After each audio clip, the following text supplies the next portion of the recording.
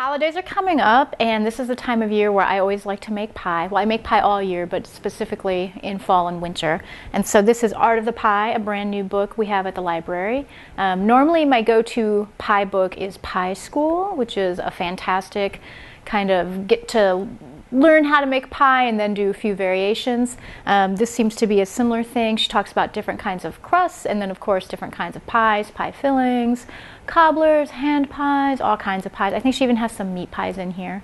So I'm really looking forward to using this and trying out something new this weekend.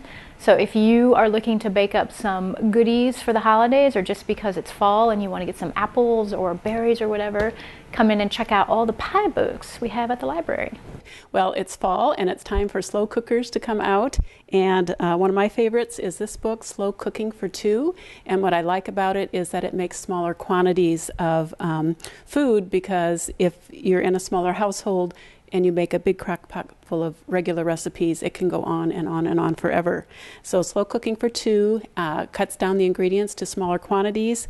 One of my favorites in it is the Mediterranean chicken recipe that has both prunes and olives, so you have a little bit of sweet and a little bit of salty, and it's really great. Another neat feature about the book is that there are several recipes for bigger crock pots where you use a cooking bag and you can make two things at once. And so you can put one away and have the second recipe that evening for supper. So enjoy. You say cooking, I say cocktails. The Iowa City Public Library has a standard, one of the best books on making cocktails ever, and then lots of other cocktail books. Come expand your horizons from cooking to drinking. Cheers.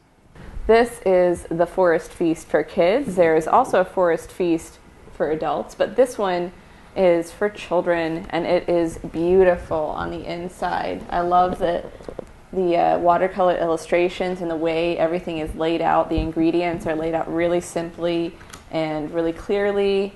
The directions are also really simple, which as any kid's cookbook should be.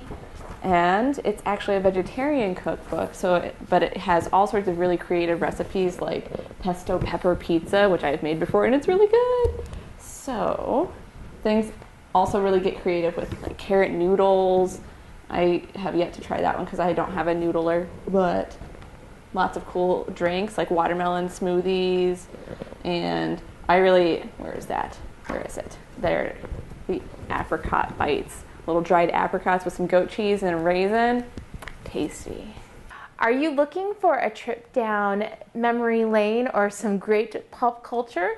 Then I have the great cookbook for you that's located in the children's department. It's the Nancy Drew Cookbook. I grew up on Nancy Drew, so of course I loved this book.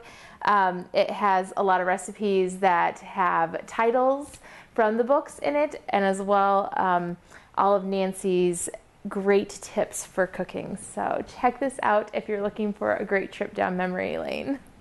So this morning I went and looked at the new shelves and found Foolproof Preserving.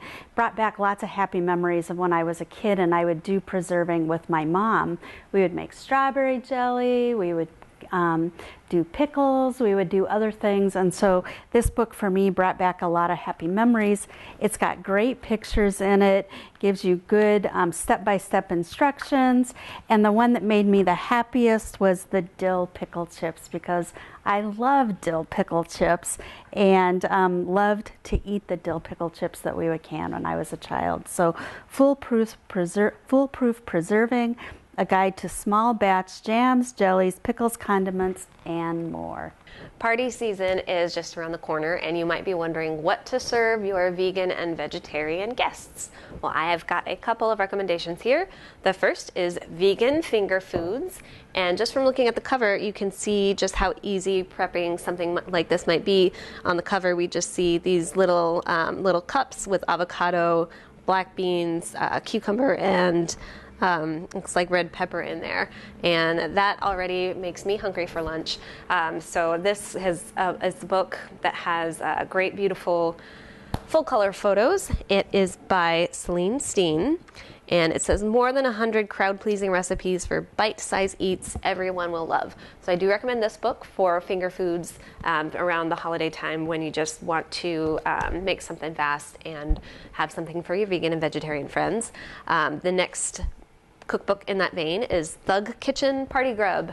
So this, again, it's all vegan, and it's not just finger foods like the first book is, but Party Grub. And so we got some tacos. Those might be a little harder at a party, but you know, the build your own that idea is a great hit for everybody, because you can just pick the foods that you eat when you're compiling your meal.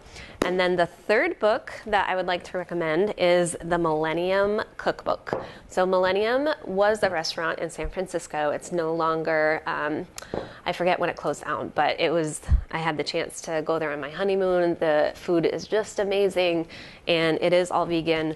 And so this is what you'd want to pick up if you want to do a dinner with a main course that is just delectable. So there's a great puttanesca sauce in here. That's another easy vegan thing, or another easy dish that you can make vegan. And there's no glorious pictures in here, but I can guarantee you that the recipes will create some very delicious food that your guests will just find mouth-watering.